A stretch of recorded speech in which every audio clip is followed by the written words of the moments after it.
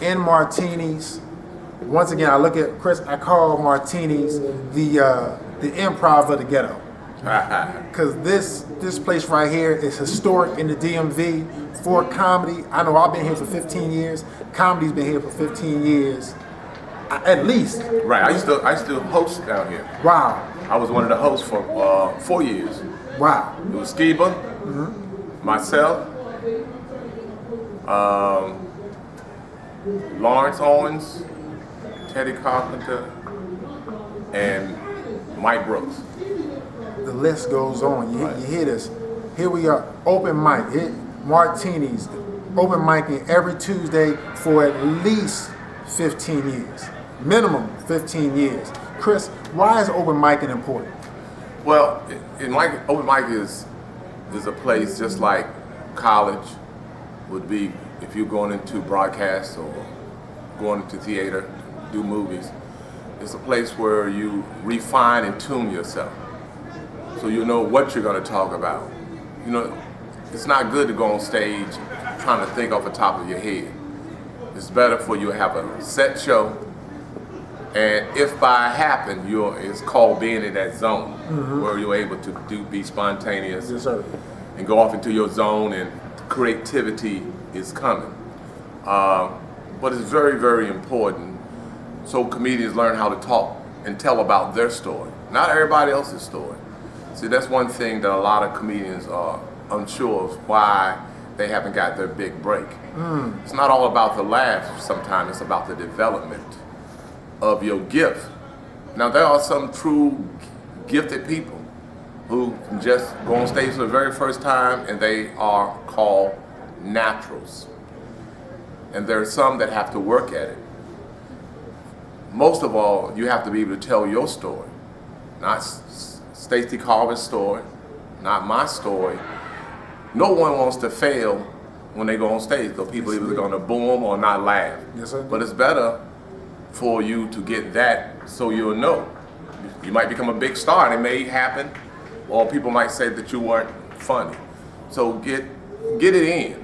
Learn how to be what you say that you call yourself. You call yourself a comedian, a humorist, a ventriloquist, an impressionist. But most of all, you have to learn how and what stage presence is. You have to know what audience you're talking to. That's neat. You may be talking to teenagers. You may be talking to people in their 20s, 30s, 40s, 50s. You might be asked to do a retirement party.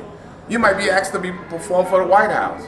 All material is not good for every event. Okay. Sometimes you have to know and do a little homework so you'll know what you're talking about. So would you suggest to a young comic that your open mic be different at different open mics around the country, or different open mics in your city where there are young people, older people, where you get the different demographics? Well, you can only start one way. Okay. You can't graduate and you just became a freshman. You know, sophomore, freshman, or senior. You can only go here to get here. You can't go here and then go way back down and then try to go back up. In different cities, they have different things going on. They have different language. They have different music. They have different things that happen in the city. So it's best when you go to a city to find out something. It's better to read a newspaper or look at the news. But mostly anything that's real, like life stories, can always be said, because too much in life ain't too much difference unless you jumped off a building and you trying to explain how you lived. You know what, and that's key, because I'm going to tell you, I started off comedy in Philadelphia. I saw you for the first time live in the Lab House. Right. Before it was the Lab House, Teray was hosting. It was like his first time hosting. D. Right. Lee was doing the club. That's right. Brought you through. How does your comedy transcend from city to city, people to people? What do you think makes you special for all these years? Because I love people. I love, it's a spiritual thing with me. It's a God-given spiritual thing when I want to connect with people. I don't want to connect with with one individual. I don't want to connect with just the hood if I grew up in the hood. I want to connect with the middle class. I want to connect with the rich. I want to connect with the very educated. I want to connect with the very uneducated. So everyone knows that comedy is universal. That in order to understand laughter, because we're all comedians in our own separate ways, the difference is we extend ourselves because we want to go in front of our audience and basically tell our story. But my claim to fame is impressions. That's how I started off. I started off doing my Bill Cosby. Yes, this is Bill Cosby. And Barack. Thank you, everybody. Thank you so much. Bernie Mac. I said what I motherfucker said. I gonna tell no motherfucker joke. Jesse Jackson. This is a moment, but let's not talk about Jesse Jr. Let's not talk about Jesse Jr. or Bobby Brown being locked up. You have to see your own way. When Bobby Brown get locked up, the first thing the guy gonna say to him in his cell is, I got 2 tickets to paradise. Grab your bags and stay the night. I got 2 tickets to paradise. Whoa, whoa, whoa. The impeccable Chris Thomas here on Open Mic. Man, before I let you go, we here at Martini's. Why is Martini special to you? Well, because this is one of the owner that owns Martini's, Doc Hayes, and he's in the house tonight. You might want to talk to him. It was a suggestion, I'm sure.